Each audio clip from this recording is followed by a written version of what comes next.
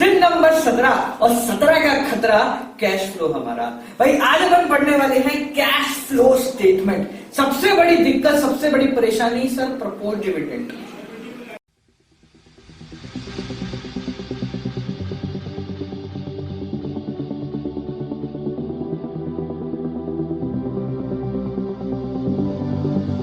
हमेशा याद रखें, अगर क्वेश्चन है तो आंसर भी है और कोई और कर सकता है तो आप भी जरूर कर सकते हैं।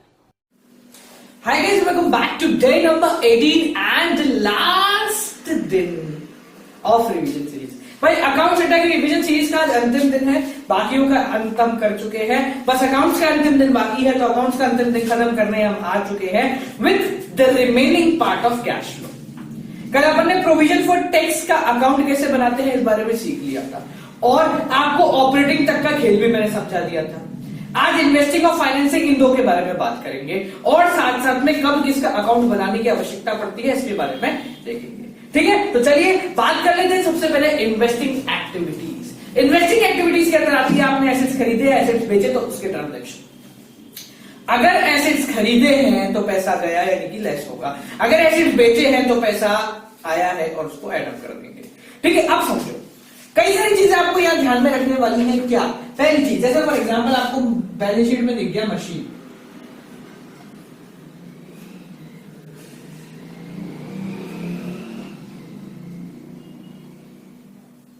चार लाख और यहां है 5 लाख। क्या समझ में आता है? 2017 में मशीन थी 5 लाख की, 2018 में रहेगी 4 लाख की। इट मींस ऑटोमेटिकली आप देख के बता सकते हो कि 1 लाख जो है वो आपने मशीन की सेलिंग कर दी है, सेल कर दी है मशीन। ठीक है, तो proceed from sales of machinery आप यहाँ पे इन्वेस्टिंग में लिख दीजिए। अब समझो, जब तक ये जो खिलाड़ी खेल में है तब तक कोई दिक्कत नहीं।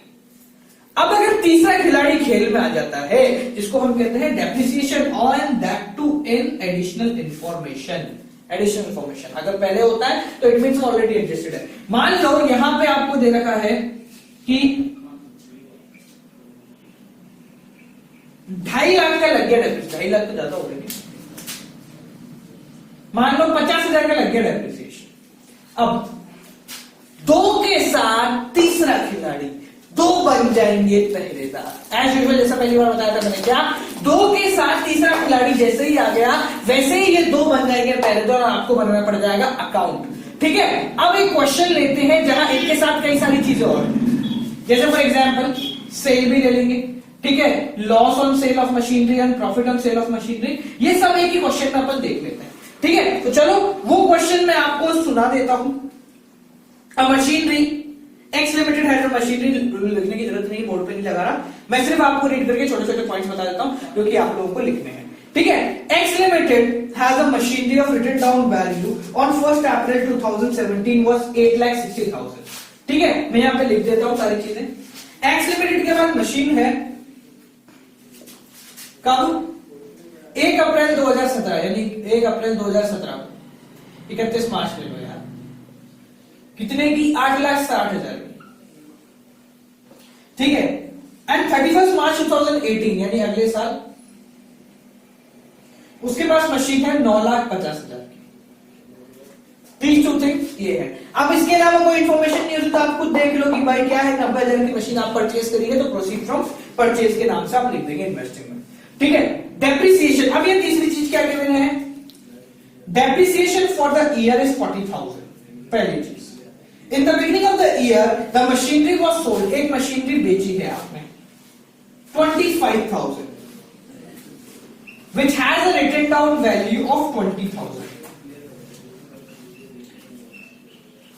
ये इंफॉर्मेशन आप लोगों को गिवन है। या 3 चीजें बोली मैंने, क्या देखो क्वेश्चन में क्या गिवन था? 1 2 3 4, ये 4 चीजें गिवन है। क्या? मशीन की पहले पिछले साल का बैलेंस दे दिया, डेप्रिसिएशन दे दिया और ये बता दिया कि एक मशीन बेची है जिसकी वैल्यू थी 20,000 रुपए में और वो बेच दी 25,000 रुपए में। ये लिखा हुआ बिल्कुल 20,000 की है, 25,000 में बेच दी है।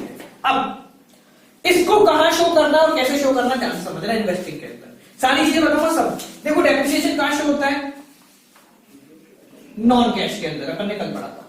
ठीक है, अब इन दो के अलावा मशीन से रिलेटेड और चीजें मिल गई तो ये दो क्या बन जाएंगे, पहरेदार। क्या बन जाएंगे, पहरेदार। कैसे बनाते हैं, let's create an account of machinery.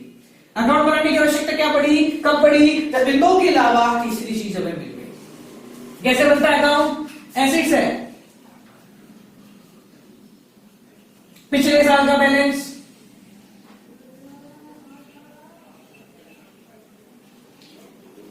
इस साल का बैलेंस, अभी लिख नहीं रहा हूं, पहले आपको फॉर्मेट बता रहा हूं अकाउंट का। बाय डेप्रिसिएशन, करंट ईयर के नाम से डेप्रिसिएशन रहता है, मतलब पूरे साल का डेप्रिसिएशन, किसी एक मशीन पे नहीं, नॉर्मल जनरल डेप्रिसिएशन सारी मशीनों पे लगता है। अगर आपने मशीन बेची है तो यहां आएगी क्या, बाय बैंक। बेचने पे फायदा हुआ है या नुकसान हुआ, अगर नुकसान हुआ है तो बाय लॉस ऑन सेल। बेचने से फायदा होगा तो बाय क्या, to gain on sale. Profit नहीं बोलते इसको, गेन ऑन सेल बोलते हैं। ठीक है, और इस तरफ आ जाता है टू बैंक परचेज। अब समझो, जब मशीन बेची जाएगी तो या तो लॉस होगा या फिर गेन होगा। उसके अलावा, इन दो के अलावा जैसे ही तीसरी चीज मिल जाती है तो हम पहले इस अकाउंट को बनाएं, और इस अकाउंट को बनाने के बाद अगर कोई बैलेंस आता है तो वो बैलेंस अगर इस तरफ आ रहा है तो हम उसको किस नाम से लिखेंगे, टू बैंक यानी परचेज ऑफ मशीन। और अगर बैलेंस इस तरफ आ रहा है तो उसको अपन इस नाम से लिखेंगे, बाय बैंक यानी सेल ऑफ मशीनरी। भले ही एक सेल ऑलरेडी गिवन है और आपने बैलेंस निकाला तो भी बैलेंस इस तरफ आ रहा है, इस तरफ कम आ रहा है, तो भी आप उसको by bank sale of machinery लिख देंगे। According to this particular question, कौन सी चीज कहां आती है, ध्यान से समझो। गेन ऑन सेल कहां आता है, नॉन कैश में। लॉस ऑन सेल कहां आता है, नॉन कैश में। परचेज, मशीनरी खरीदना, इन्वेस्टिंग में। मशीनरी बेचना, इन्वेस्टिंग में। डेप्रिसिएशन, नॉन कैश में। समझो क्या फायदा हुआ, अगर आप लोगों को इन दो के अलावा कोई भी तीसरी चीज related to this particular asset मिल जाती है तो ये दो बेचारे क्या बन गए, पहरेदार। देख लो, इन दो को छोड़ के दुनिया की हर चीज कहीं ना कहीं लिखी जा रही है। ये गायब, ये पहरेदार बन गए। And according to this particular question, let's solve it out. देखो, according to this question, previous year का बैलेंस यानी कि ओपनिंग बैलेंस है 8,60,000। क्लोजिंग बैलेंस कितना है, 9,50,000। Depreciation for the complete year कितना लगा है, 40,000। मशीन बेची है, बिल्कुल बेची। कितने बेची, 25,000 में बेची है। जितने में बेची वो यहां लिखा। कॉस्ट प्राइस कितना था, 20। लॉस नहीं हुआ, 5,000 का फायदा होगा, तो ये तो गया। Get that or not, completely. ठीक है, आगे देखो। Now we calculate the balance. ठीक है, ऐसा कौन बनाना, now we calculate the balance. ठीक है, देखो 9,50,000 और 40,000, 9,90,000। 9,90,000, 10,15,000।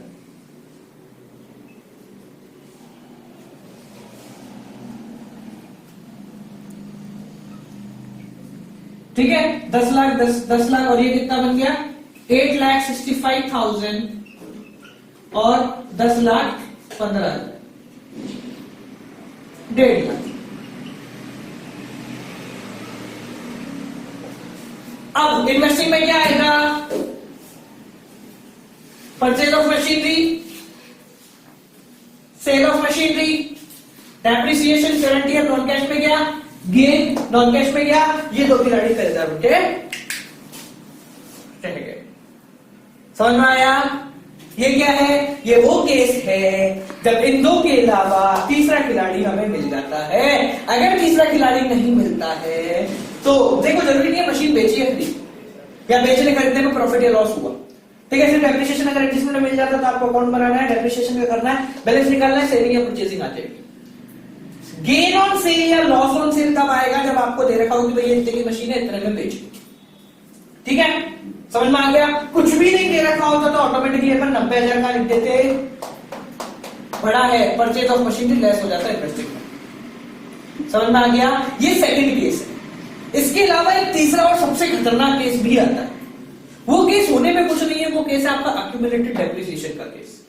ठीक है, यहां मैं एक क्वेश्चन लिखता हूं, फिर अपन देखते हैं कि ये वाला क्वेश्चन जो अभी अपन ने किया है और अक्यूमुलेटेड डेप्रिसिएशन वाला क्वेश्चन, उन दोनों में क्या फर्क है और दोनों में से कौन सी चीज में कहां गड़बड़ आ जाती है। ठीक है, तो चलिए आप इसको नोट डाउन करना है, छापना है तो छाप लो। मैं जब तक वो क्वेश्चन आपके लिए यहाँ पे लिख लेता हूं। लो, तो ये आ गया आप लोगों का क्वेश्चन। अब क्वेश्चन क्या है, एक बार वापस से देख लो। मशीनरी कॉस्टिंग पे, मशीनरी की कॉस्ट 2017 में थी 4 लाख और 2018 में हो गई 4,20,000। अक्यूमुलेटेड डेप्रिसिएशन, अब भाई अक्यूमुलेटेड डेप्रिसिएशन का खेल क्या है। अक्यूमुलेटेड डेप्रिसिएशन 1 लाख से 1,10,000 हो गया, यानी कि पहले था 1 लाख, अब हो गया 1,10,000। नाउ व्हाट टू डू, ध्यान समझो इस चीज को। 10,000 में अक्यूमुलेटेड डेप्रिसिएशन का खेल आ गया। साथ साथ इसी क्वेश्चन में आगे कई सारी चीजें और दे रखी हैं। क्या, during the year the machinery costing 40,000 with its accumulated depreciation 24,000 sold for 20,000। अब भाई ये सारे खेल क्या है, समझो इस चीज को। अगर क्वेश्चन में ये नहीं होता तो इट मींस कि आपने 20,000 की मशीनरी खरीद ली तो आप उसको परचेजिंग में लिख देते, 10,000 का डेप्रिसिएशन बढ़ गया तो आप डेप्रिसिएशन में 10,000 टिका देते, कोई दिक्कत नहीं होती। बट अक्यूमुलेटेड डेप्रिसिएशन का मतलब ये होता है कि आपकी मशीन का जो डेप्रिसिएशन है वो डेप्रिसिएशन अकाउंट में नहीं लग रहा, वो मशीनरी के खाते में नहीं लग रहा, उसके लिए एक अलग खाता बनाया जाता है जिसका नाम है अक्यूमुलेटेड डेप्रिसिएशन। इट मींस ये 4 लाख और ये 4,20,000 कॉस्टिंग है। ये क्या है, कॉस्टिंग है, और ये अलग से डेप्रिसिएशन चल रहा है। कोई दिक्कत नहीं आती, पर यहां पे नई दिक्कत क्रिएट कर दी। नई दिक्कत क्या क्रिएट कर दी कि इसी साल मशीनरी को बेचा गया जिसकी कॉस्टिंग थी 40,000 रुपए, यानी इसमें 40,000 रुपए की मशीन थी जिसमें डेप्रिसिएशन लग गया था 24,000 रुपए का, और उसको बेच दिया गया 20,000। 40 की मशीन थी, 24 का डेप्रिसिएशन लग गया था, 20,000 को उसको बेच दिया। अब इसका काम क्या आएगा, ध्यान से समझना। Whenever you are making accumulated depreciation, मतलब आपके किताबों में उस मशीन की कीमत 40,000 है, उस मशीन की कीमत 40,000 है। जो 24,000 का डेप्रिसिएशन लगा है वो यहां पड़ा हुआ है। कहां पड़ा हुआ है, यहां पड़ा हुआ है। कहां पड़ा हुआ है, यहां पड़ा हुआ है। जब आप मशीन को बेचोगे तो उसका डेप्रिसिएशन उठा के आप यहां लेके आओगे, so that you can find the net profit and net gain and loss on machinery. Machinery बेचने में कितना प्रॉफिट या लॉस हुआ ये पता करने के लिए। तो जब जब अक्यूमुलेटेड डेप्रिसिएशन का अकाउंट बनता है तो मशीनरी में पोस्टिंग क्या होती है, समझो। एज इज रहेगी to balance BD, by balance CD, as usual previous current year, by bank, machinery बेची, बेचने पे अगर लॉस हुआ तो by loss on sale of machinery, by gain on sale of machinery, to bank with the name of purchase. Now understand one more thing, accumulated depreciation, it is a liability. Buy balance BD previous year, to balance CD current year। अब समझो, समझो क्या करो, समझो क्या समझना है, ध्यान से देखो। अब यहां पे और यहां पे क्या आता है, जब भी हम कोई मशीनरी बेचते हैं तो उस मशीन का डेप्रिसिएशन उठा के यहां लेके जाता है। तो देखो, जब भी कोई मशीन बेचोगे तो उस मशीन का डेप्रिसिएशन टू मशीनरी के नाम से आप लिखेंगे, यहां लेके जाएंगे। ये कौन सा डेप्रिसिएशन है, ये साल का डेप्रिसिएशन नहीं है, ये मशीन जो बेची है उसके ऊपर लगने वाला डेप्रिसिएशन है। जो मशीन आपने बेची है उसके ऊपर लगने वाला डेप्रिसिएशन है। यहां according to the given question आपकी जो मशीन थी उसकी कॉस्टिंग है 40,000 रुपए, जिसको 24,000 में आप लोगों ने बेचा है। देखो ध्यान से समझो, 40,000 की मशीन, 24,000 का डेप्रिसिएशन लगा हुआ है, पर वो डेप्रिसिएशन अब तक यहां नहीं है, वो डेप्रिसिएशन यहां है। तो आपका काम क्या है कि यह डेप्रिसिएशन उठा के आप इसको यहां ले जाओ, और यहां पे जो बैलेंस आता है यहां आप लिखेंगे बाय डेप्रिसिएशन या बाय स्टेटमेंट ऑफ P&L। ये होगा आपका करंट ईयर का डेप्रिसिएशन। आपको अपनी कैश फ्लो में किस चीज की पोस्टिंग करनी है, इसकी, नॉन कैश में इसकी पोस्टिंग नहीं होगी अक्यूमुलेटेड डेप्रिसिएशन, क्योंकि तो स्पेसिफिक मशीन का है। लॉस ये नॉन कैश में, गेन ये नॉन कैश में, बैंक ये इन्वेस्टिंग में, ये इन्वेस्टिंग में। ठीक है, क्वेश्चन करें और सॉल्व आउट करते हैं। मशीन के बैलेंस 4 लाख और 4,20,000, ठीक है। यहां 4 लाख, ठीक है, ये मैं छोटा छोटा लिखते हैं, जगह कम है, 4,20,000, ठीक है। समझो एक्यूमुलेटेड डेप्रिसिएशन का बैलेंस, मैं यहां से इसको थोड़ा सा रब आउट करते हैं ताकि अपने पास जगह बने। 1 लाख और यहां 1,10,000, टू बैलेंस,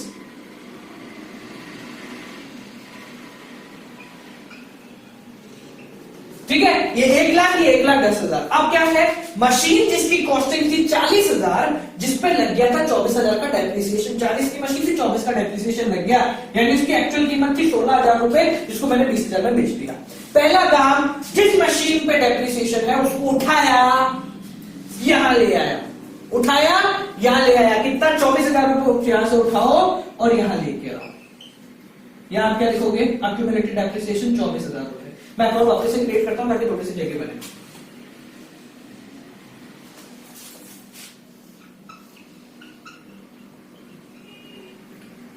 चार लाख कितना, 1 लाख, प्रीवियस ईयर का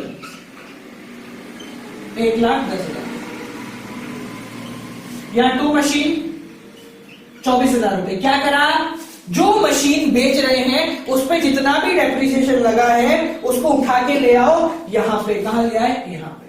अब देखो, आपकी मशीन की कीमत क्या 40 थी, बैलेंस के अंदर 24 का डेप्रिसिएशन ले आए, कीमत कितनी रह गई 16, बेचा कितने में 20 के अंदर, बैंक में आ गया 20, गेन में आ गया 4। 16 की मशीन 20 में बेची, 4,000 का प्रॉफिट। याद देखो, अब यहां का बैलेंस निकालो, 34,000 बैलेंस आ रहा है। ये क्या है, this is your depreciation for current year, जो कि नॉन कैश में आएगा। अगर क्वेश्चन में यहां पे ये नहीं गिवन होता कि मशीन पे डेप्रिसिएशन कितना लगा है, तो यहां पे गिवन होता कि करंट ईयर का डेप्रिसिएशन 34 है। तो व्हाट विल यू डू, यही काम करा, बैलेंस निकालते तब अपना बैलेंस यहां आता ही, मशीन का डेप्रिसिएशन उठा के यहां पर रख दिया, तब पता लगता गेन है या लॉस है। इसका बैलेंस कैलकुलेट करें, 4,20, 4,40, 4,60, 4,64, 4 गया 4,60, 4,60, 60, कैलकुलेशन ऊपर नीचे होता देख लेना। यहां 60,000 रुपए आ रहा है तो मैं क्या लिखूंगा, टू बैंक बैलेंसिंग फिगर, और ये क्या है आपका परचेज। कहां कहां किस किस की कैसे कैसे कब कब पोस्टिंग करनी है, आखिरी दिन है, चलो पोस्टिंग करते हैं। By bank, selling, investing, to gain non cash, bank purchase, investing, बाकी सबको घर भेजो। क्यों, ये क्यों नहीं आया, एक्यूमुलेटेड एक्सपेंसिव मशीन का है। इसमें से क्या आएगा, करंट ईयर का depreciation 34,000, that is to be posted in non cash with the name of depreciation. ठीक है जी, ये 3 अकाउंट बनते हैं, 2 आज सिखाए थे, कल 1 सिखा चुका हूं मैं। ठीक है, तो ये आपका डेप्रिसिएशन का पूरा फंडा है। कल ये भी बताया था क्वेश्चन कैसे अटेम्प्ट करना है, ये भी समझाया था किस तरीके से उसको पूरा अटेम्प्टेशन रहेगी। At last answer, come on answer, आ जाओ। आंसर तो बिना देखे बता सकते हैं, बैलेंस शीट बता रहा हूं।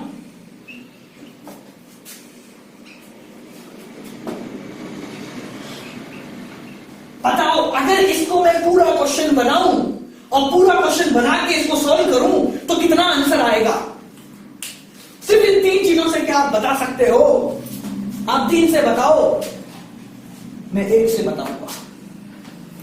Net change in cash equivalent is 20,000 रुपए, यानी कि कैश फ्लो फ्रॉम कौन था, operating, cash flow from investing, cash flow from financing. Net change कितना भी आए, तीनों का जोड़न यही आएगा। ठीक है, उसके बाद लिखेंगे opening balance 3, closing balance 50, that is and, खत्म, समाप्त, एंड, दी एंड, खत्म हो गया भाई। ठीक है जी, तो ये आपका पूरा का पूरा एंड टिक टिक तक निब तक कैश फ्लो खत्म हो चुका है। ठीक है जी, तो ये 18 दिन की रिवीजन सीरीज चली, आज एंडिंग। अभी इतना एंडिंग नहीं है, अब चैन से सोएंगे, 18 दिन जाएंगे, अब चैन से सोएंगे। हाँ, एक चीज छोटी सी चीज ध्यान रखना, कल छुट्टी है, ऐश करो मजे करो, 5 तारीख, ठीक है। अब इंग्लिश पढ़ने का समय आ गया, इंग्लिश पढ़ना भैया दबा के 15-20 दिन इंग्लिश में चाहिए ही चाहिए आपको। लैंग्वेज का सब्जेक्ट है तो लगाना, प्रैक्टिकल चीज बता रहा हूँ, झोंक देना कि इंग्लिश भी सुधारेगी, बिजनेस सुधारेगी और इको भी सुधारेगी। तो इंग्लिश में 15-20 दिन लगेंगे तो बस खत्म करनी है इंग्लिश, ठीक है। 6, 7, 8, 3 दिन और आपसे मिलेंगे पेपरों के साथ, एक सिंपल, एक मीडियम और एक गोली वाला पेपर आप लोगों के लिए लेके आऊंगा। उसके बाद थोड़ी इधर उधर की बातें करेंगे जैसे जैसे समय मिलेगा। तो गाइस आज के लिए इतना ही, आपसे कल फिर मिलेंगे। कल तो छुट्टी है, परसों मिलेंगे, ठीक है, पेपर के साथ। Till then keep on watching counts Adda, don't forget to like, comment, share and subscribe. Keep on watching.